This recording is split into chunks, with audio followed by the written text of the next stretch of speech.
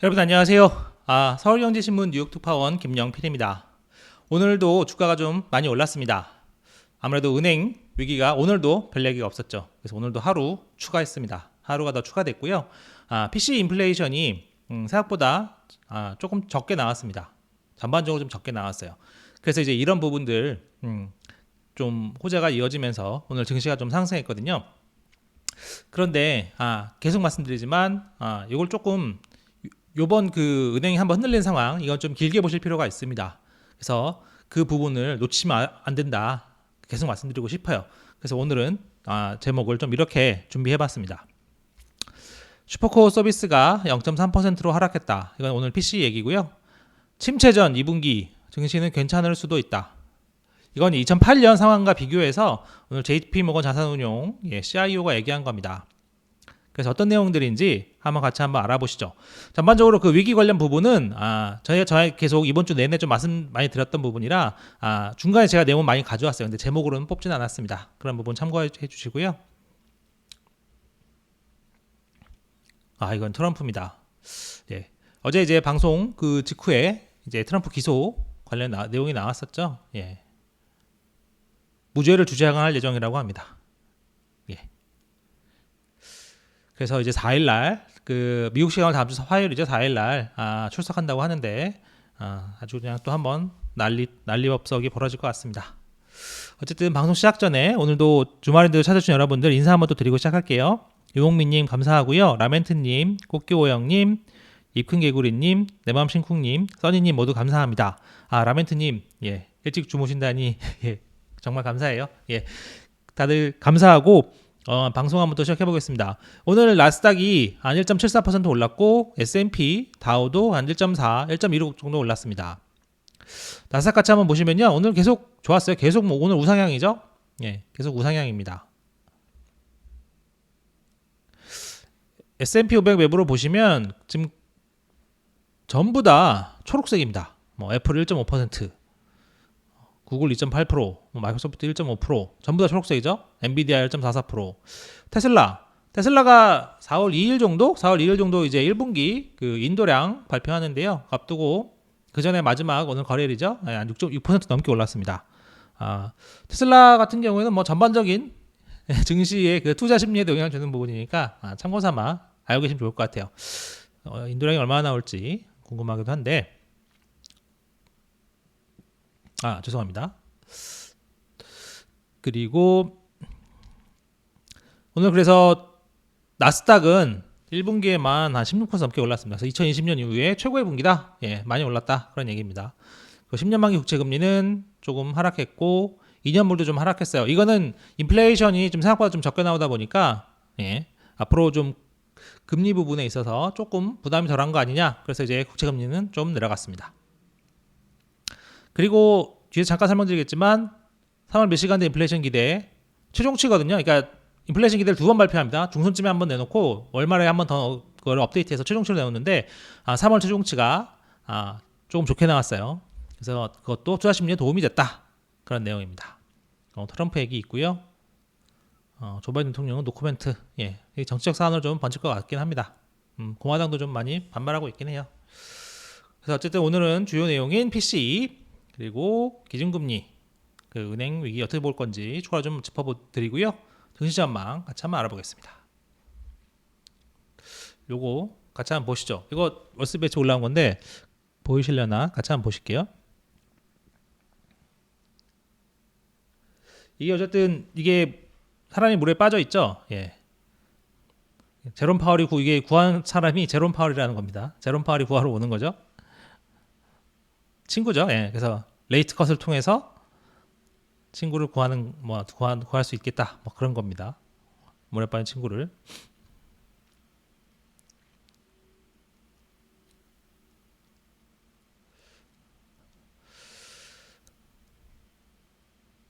그래서 물에 빠진 친구를 구하면 어카운트가 한 5%, 50% 이제 증가한다. 이런 내용입니다.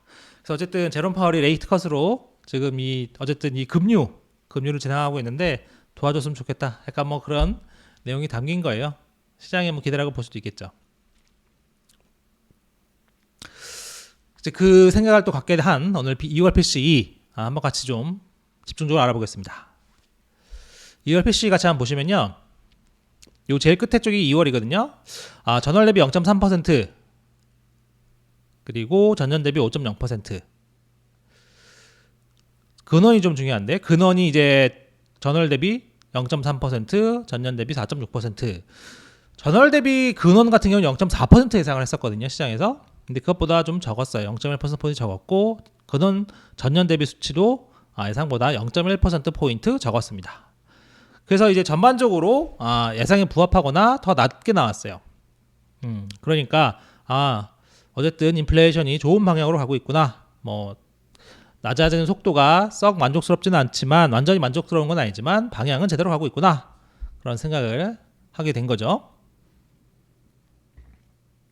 그리고 하나 더 봐야 될 게 이제 슈퍼코어 서비스, 이게 좀 중요하죠. 파월이 가장 중요한 부분이기도 하고요. 그러니까 이제 근원 서비스에서 주택 부분을 뺀 이 슈퍼코어 서비스, 이게 1월에는 한 0.6% 정도였거든요. 근데 블룸버그 이번 달 계산해 보니까 0.3% 정도로 떨어졌다, 그렇게 나왔습니다. 0.3%도 적은 숫자는 아니에요. 근데 그럼에도 많이 떨어졌죠. 예. 그래서 어쨌든 오늘 전반적으로 PC는 괜찮았구나, 그런 생각을 하게 된 거죠. 고무적이다, 그런 얘기까지 나왔습니다. 그래서 인플레이션 기대, 이것도 좀 괜찮았다. 그래서 이제 5년 이상, 요 장기는 조금 오르긴 했는데 어쨌든 1년 뒤 상황을 보는 게, 원래 그 처음에 나왔던 건 3.8%로 나왔는데 이번 최종치에서 3.6%로 0.2%포인트 더 떨어졌더라. 그래서 인플레이션 기대도 낮아지는구나.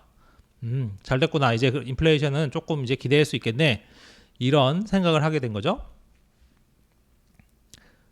근데 이제 여러분들 이제 보시면 알겠지만 그 전체적인 숫자가 여전히 좀 높습니다. 물론 이제 전월 대비 숫자가 0.6에서 0.3%로 줄어들었고, 뭐 근원도 좀 많이 줄어들었죠. 근데 0.3이라는 숫자도 상당히 좀 높은 거예요. 제가 이제 가끔 자주 설명드리지만 0.3을 연간 기준으로 따지면 3.6%가 되잖아요. 단순 계산으로 3.6%면 연준의 통화정책 목표 인플레이션 타겟인 2%를 상당히 웃도는 겁니다. 보면 뭐 0.3%, 1월도 벌써 0.6%였잖아요. 그러니까 이런 수치라면 여전히 좀 높다. 그래서 제가 전반적으로 말씀드리는 거는 2월 PCE가 좀 좋은 소식이 있었다, 하지만 여전히 좀 갈 길이 남아있고, 연준이 지금 지난번에 3월달 FOMC 하면서 밝혔던 한 번 더 금리 인상을 하고 그다음에 동결하겠다, 그 기조를 이번 PCE만 갖고는 바꿀 수 없다, 그런 결론이 나옵니다. 그래서 그 부분을 인지하고 계시면 좋을 것 같아요. 2월 PCE가 종합적으로 보면 슈퍼코어 서비스도 좀 떨어졌으나, 그리고 전체적으로 좀 예상보다 적게 나왔으나 연준의 기조를 이것만으로 바꾸기에는 안 된다, 약하다, 그런 얘기입니다.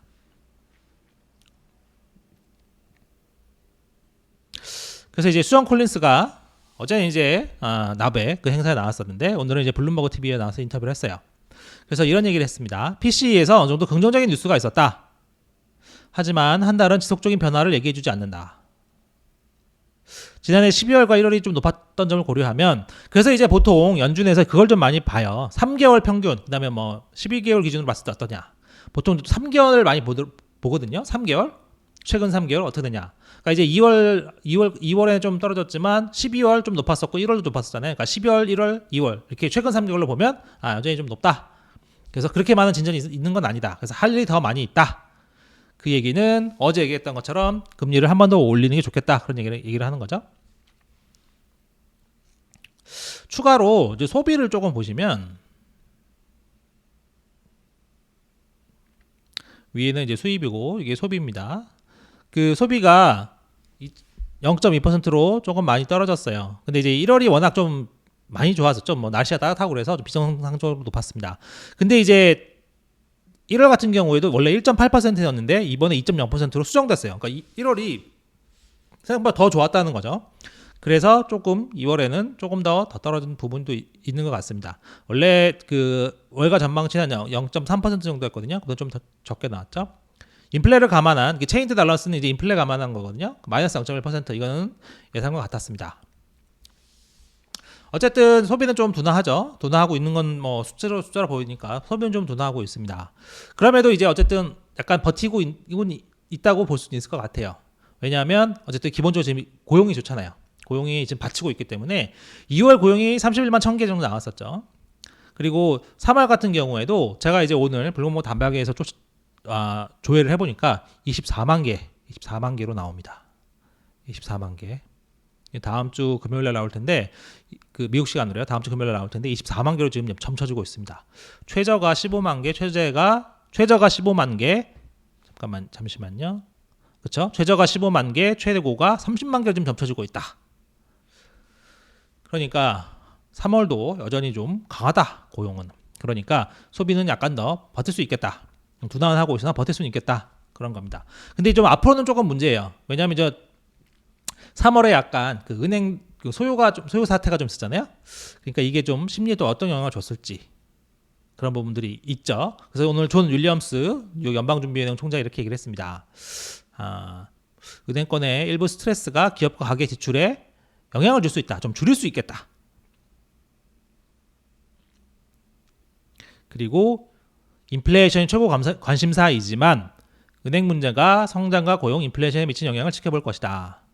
종합하면 어쨌든 존 윌리엄스도 오늘 인플레이션 최고 관심사다 이런 얘기를 하긴 했어요. 근데 이제 그런 은행권의 영향 부분 이런 것들은 잘 봐야 되겠다.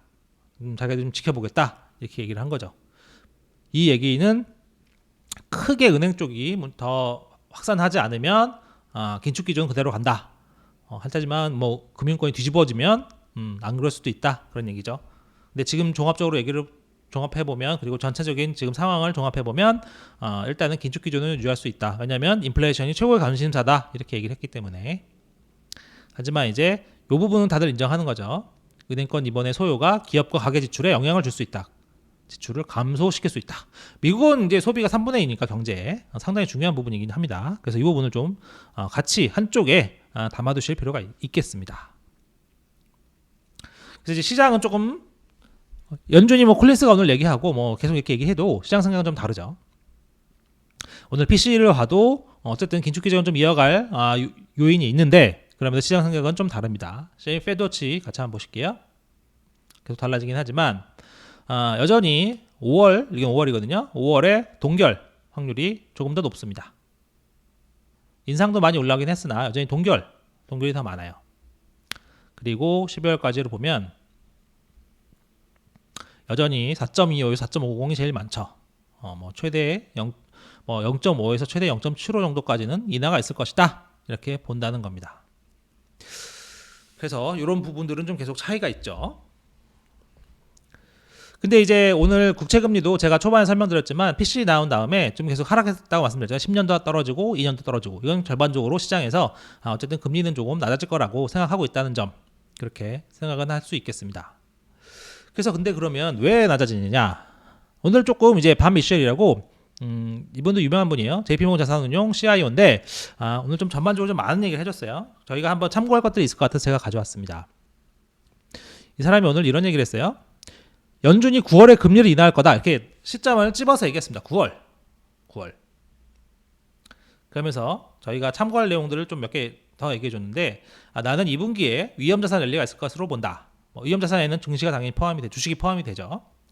2008년 금융위기가 있었던 2008년을 보면 2분기에 시장이 좋았고 주식이 15에서 20% 정도 올랐다. 당시에 유럽중앙은행이 7월에 금리를 인상하기도 했다. 보시면 이게 요 시점을 같이 보시면 2008년 3월 16일에 JP모건이 베어 스턴스를 인수했습니다. 그러니까 이제 이런 얘기는 많이 들으셨을 거예요. 어쨌든 괜찮은 줄 알았는데 시간 지나면서 다시 또 문제가 생기고 그런 부분을 제가 여러 번 수차에 걸쳐서 한번 월스트리트에서 말씀드렸잖아요. 그러니까 이제 3월에 베어 스턴스를 인수한 다음에 이 얘기를 종합해 보면 2분기 때 주식이 많이 올랐던 거예요. 여기 제가 한번 그래서 가져와 봤습니다. 그 프레드에서 가져온 건데 여기가 2008년 3월이거든요. 대충 이렇게 좀 떨어졌다가 그 이후로 이렇게 쭉쭉쭉 올라가요. 2008년 3월에 2169 이렇게 나오잖아요. 2169 나스닥입니다. 2169 이렇게 하다가 가다가 6월 5월 지나서 6월까지 가면 대충 2500까지 갑니다. 2100에서 다시 한번 2100에서 대충 2500까지 올라간 거죠. 그러니까 이제 베어 스턴스 3월 16일에 있었다고 했잖아요. 베어 스턴스 그러니까 무너진 이후에 JP모건 인수했으니까 당분간 좀 괜찮았었던 거겠죠. 분위기가 좀 나아졌던 거겠죠. 그 이후에 쭉 올랐었다. 이후로 다시 또 터지기 시작하면서 쭉쭉쭉 하면서 이제 11월에 1300까지 무너졌는데 어쨌든 요 기간이 있었다. 폭풍전 고요라고 볼 수도 있겠죠. 2008년에 이런 기간이 있었기 때문에 자기는 이것이 올해도 좀 반복된다고 생각을 하면 올해도 2분기에는 지금 괜찮을 수 있을 것 같다. 그렇게 얘기를 한 겁니다. 그러면서 왜 9월에 정도 금리 인하를 얘기를 하느냐? 연말에는 그래서 경기 침체가 올 거라고 생각하고 있습니다. 반 미셸 이 사람은 연말께에는 경기 침체가 올 거기 때문에 2분기에는 좀 증시도 많이 오르고 괜찮다가 9월쯤에는 이제 경기가 너무 둔화하니까 연준이 금리 인하를 할 수밖에 없을 거고 결국 연말께는 침체가 올 것이다. 그렇게 판단을 하는 거죠.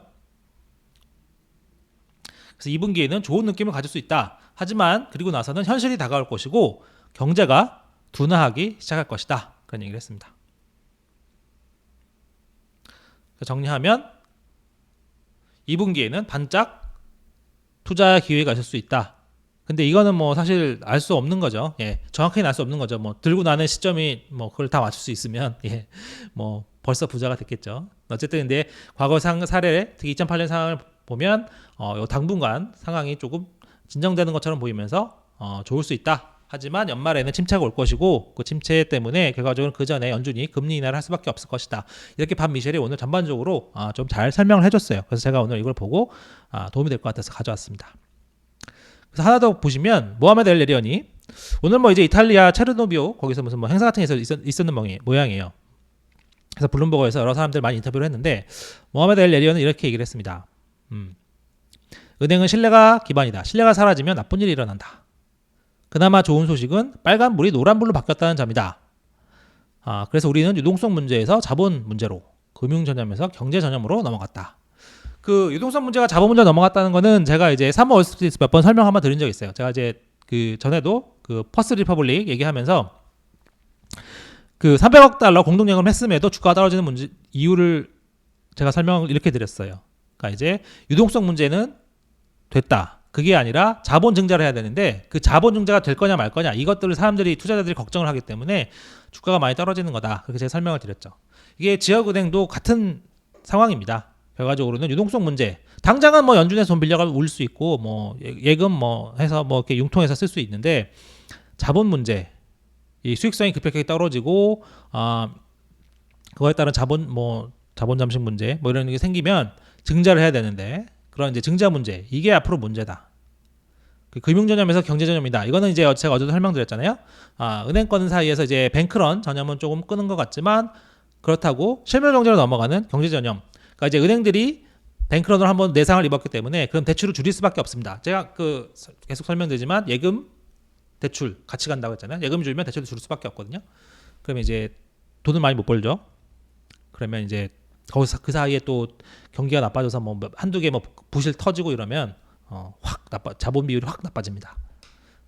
그래서 이제 그렇게 되면 대출을 또 더 줄일 수밖에 없죠. 자본 비율이 나쁘니까 대출을 안 하려고 해요. 위험한 대출 안 하려고 해요. 그리고 줄이려고 하고 기준 높이려고 하고 담보 더 내놔라. 그리고 대출 금리 더 높이겠다. 이렇게 하는 거죠. 그렇게 되면 이제 가뜩이나 어려웠던 중소기업 그리고 부동산 업체 이런 데들은 코너에 몰릴 수 있다. 그런 겁니다. 그래서 엘 레리언이 은행위기의 성격이 바뀌었다는 점 그리고 그 핵심이 무엇인지를 정확히 짚어내고 있어요. 그래서 이 부분을 잘 보실 필요가 있겠습니다. 그러면서 2008년에는 갑자기 멈춰섰지만 이번 위기는 2008년과는 좀 다르긴 하다. 이번에는 시간이 좀 오래 걸릴 거다. 3분기나 4분기 때 영향이 나타날 수 있으며 그 이후로도 오래 영향을 미칠 것이다. 그러니까 이제 반 미셸 같은 경우에는 연말께 경기 침체가 올 수 있고 그 전에 9월쯤에 금리 인하에 나설 것이다. 금리 인하에 나설 것이다. 이렇게 봤었죠. 어쨌든 3분기, 4분기, 하반기 쪽에 그게 영향이 시간을 두고 나타날 수 있다. 그래서 이 부분을 계속 좀 지켜보셔야 된다. 그 지역은행이 한번 이렇게 타격 맞은 거를 계속 좀 지켜보셔야 된다. 당장 뭐 뱅크런이 없다 이걸로 끝나는 게 아니라는 점을 계속 말씀드리는 거예요. 그래서 이제 아까 빨간불이 노란불로 바뀌었다는 거는 이런 뜻입니다. 긴급성 측면에서 좀 덜해졌지 사안의 심각성이 크게 떨어진 건 아니라는 거예요. 빨간불, 노란불, 빨간불은 정말 긴급한 상황이잖아요. 노란불은 조금 천천히 상황을 보긴 할 수도 있는데 그렇다고 이 상황이 완전히 뭐 리스크가 없어졌다 그런 건 아니라는 겁니다. 그래서 제가 이제 요 세 가지를 앞으로 좀 집중적으로 보시면 될 것 같아요. 은행권의 앞으로 이제 자본 문제, 수익성 문제, 그리고 대출 감소에 따른 경기 침체, 경제 전염 가능성, 이게 바로 경제 전염이거든요. 그리고 세 번째, 위기확산의 느린 속도. 이 세 가지를 좀 거시 리스크로는 이 세 가지를 한쪽에 담아두시면 좋을 것 같습니다. 개별 주식 같은 경우야 뭐 여러 가지 요인들이 많고 뭐 미치는 뭐 요인들이 많지만 어쨌든 거시 요인으로는 요 세 가지, 은행권의 자본 문제, 그 다음에 대출 감소에 따른 경제 전염, 위기 확산이 느릴 수 있다. 그래서 엘에리어는 3분기나 4분기에 그 영향이 나올 수 있다고 생각한다는 점, 그 세 가지, 이 세 가지를 머릿속에 넣고 계시면 리스크 요인은 어느 정도 정리가 될 것 같다. 예, 그렇게 말씀드리고 싶어요.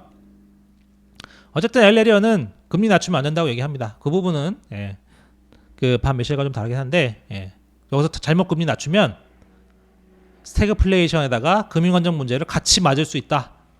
어쨌든 최소한 둘 중에 하나를 떨어내려면 스태그플레이션 떨어내는 게 좋겠죠. 금융안정은 나름대로 다른 이제 수단이 있다고 자꾸 생각하는 겁니다. 스태그플레이션 빨리 덜어내야 되기 때문에 그러려면 금리를 계속 긴축을 나가야 된다. 이렇게 생각을 하는 거예요.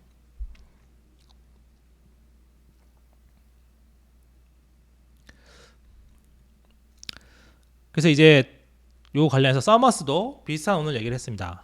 서머스가 경고를 했다는 거죠. 금융시장의 이런 뭐 혼란, 위기가 끝났다고 모든 게 사라졌다고 얘기하는 건 너무 이르다. too early, all clear. 뭐가 모든 게 다 사라졌다고 얘기하기에는 너무 이르다. 조심해야 된다. 이 얘기죠. 서머스의 뭐 대충 핵심은 이런 겁니다. 지진이 연속적으로 일어날 때 마지막이었다고 확신하기까지는 꽤 시간이 오래 걸린다. 그러니까 이제 다들 아실 거예요. 그 지진이 발생하면 뭐 큰 거 뭐 한번 맞죠. 원래 그 전에 사전 지진이 좀 있다고 하지만 어쨌든 큰 거 뭐 진도 뭐 강한 거 한번 맞은 다음에 그 다음에 여진이 계속 이어지잖아요. 그래서 이제 끝났다고 확신할 때까지는 생각이 끝났다고 확신할 수 있는 생각이 들 때까지는 시간이 조금 더 걸린다. 조금 더 두고 봐야 된다. 결과적으로는 엘에리언이나 서머스나 시간을 좀 더 두고 봐야 된다. 그동안 제가 이제 계속 설명드렸던 내용과 비슷한 겁니다. 그리고 이제 서머스도 이런 얘기를 해요. 대출 축소가 자산 가격 하락으로 이어지고 부실 대출이 더 많은 여신 감소로 이어지는 방식으로 갈지가 핵심이다. 그러니까 이게 가장 중요한 겁니다, 사실. 그래서 뱅크런이 중요한 거는 뱅크런이 그냥 막았다고 끝나는 게 절대 아니에요. 그래서 이제 뱅크런으로 예금이 한번 확 줄었기 때문에 대출을 결국 줄일 수밖에 없고, 대출을 줄이면 대출 나가 있는 거 회수할 수도 있고요. 만기 연장 안 해줄 수도 있습니다. 그러면 은행에서 여러분 생각해 보시죠. 제가 아파트 갖고 있는데 갑자기 돈을 갚으라고 하면 어떡하겠습니까? 당연히 못 갚죠. 서울의 아파트 값이 얼마인가요? 그러니까 이제 아파트를 팔아서 갚을 수밖에 없겠죠. 아파트를 팔면 저만 파는 게 아니라 여러 사람이 같이 팔겠죠. 은행에서 자꾸 뭐 연락할 테니까. 그럼 경쟁적으로 아파트를 팔면 자산 가격이 더 떨어집니다. 아파트 가격이 확 떨어지겠죠. 아파트 가격이 더 떨어지면 은행에서는 대출을 더 회수하려고 해요. 왜냐면 담보 가치가 떨어졌으니까. 그리고 못 갚을 거니까. 그럼 더 떨어지죠. 그러니까 이게 이런 악순환의 고리로 가는지가 핵심이라는 겁니다. 그래서 이런 부분이 계속 중요하게 봐야 되는 거예요. 이 부분은 특히 상업용 부동산에 있어서 중요하겠죠. 그래서 이 부분을 계속 봐야 됩니다. 당장 지금 예금 인출이 끝났구나, 다 됐구나 이렇게 생각하면 안 된다는 얘기예요. 물론 그게 잘 풀려서 안 그러면 제일 좋겠죠. 근데 이제 이런 이슈가 있고 리스크가 있기 때문에 그 부분을 계속 두고 봐야 된다, 그런 얘기입니다. 퍼먼도 어쨌든 금리를 계속 해야 된다, 그런 얘기를 했고요. 그림자 금융 얘기, 섀도우 뱅킹 얘기 많이 나오는 건 아실 겁니다. 네. 그래서 앨런 젠트는 이런 얘기를 했어요. 항상 어떤 이불이라고 했던 것 같아요. 이불, 악이 다가오고 있는지 걱정을 하고 있어야 된다. 그래서 그림자 금융은 규모를 잘 모르기 때문에 걱정스럽고, 상업용 부동산은 스트레스를 받을 수 있다, 그런 얘기도 했어요. 그리고 이제 요거는 블룸버그 얘기인데, 어쨌든 코로나 이후에 은행들이 쓸어다 채권을 많이 샀는데 그때 산 것 중에는 10년 만기 국채가 금리가 0.6% 있는 것도 있대요. 그러니까 이제 예. 지금 죽을 맛이겠죠. 어쨌든 예. 지금은 죽을 맛일 거긴 할 텐데 왜냐하면 자금을 조달해서 어쨌든 자금을 조달하고 예금을 받아서 뭐 대출하고 그럴 텐데 어쨌든 금리가 0.6%인 것도 있다. 이거는 은행들 입장에서는 예. 채권 가격 문제와는 별도로 예. 참 수익성은 쉽지 않을 것 같다. 그런 얘기인 거죠. 그래서 이제 요거는 시장 상황을 조금 더 보면요. 이게 이제 CNBC에서 한 딜리버링 알파 얘네들이 뭐 알파 뭐 컨퍼런스도 하고 뭐 그런 걸 하는데 어쨌든 해서 그 업계 뭐 이코노미스트들 뭐 CIO 이런 사람들 한 400명 이상으로 설문조사를 했다고 합니다. 그래서 S&P 500이 앞으로 더 떨어질 것 같다 하는 사람이 더 떨어질 수 있는 룸이 있다 뭐 더 떨어질 수 있겠다 답했던 사람이 한 68%, 바닥에 가깝다는 16%, 랠리의 초기다 16% 그랬다고 해요. 물론 뭐 이제 보기 따라 좀 다르죠. 아까 이제 반미셸은 2분기에 좀 오를 것 같다. 그리고 골드만삭스에서도 4월에 증시가 좀 랠리를 할 수 있다. 그렇게 본 사람도 있었어요.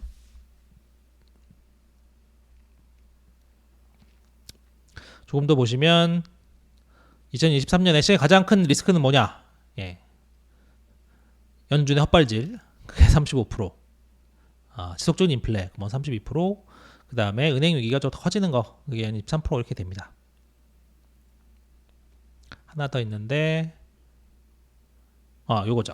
그래서 지금 뭐 어쨌든 증시 말고는 좀 어디다 좀 그러면 돈을 넣어두면 되느냐 그런 건 뭐 질문일 텐데 캐시 현금이 가장 많았습니다. 59%, 채권이 한 22%, 골드 금이죠. 금도 16%, 암호화폐는 3%였고요. 이거 재밌는데 부동산은 빵프로였습니다. 예, 부동산 빵프로요.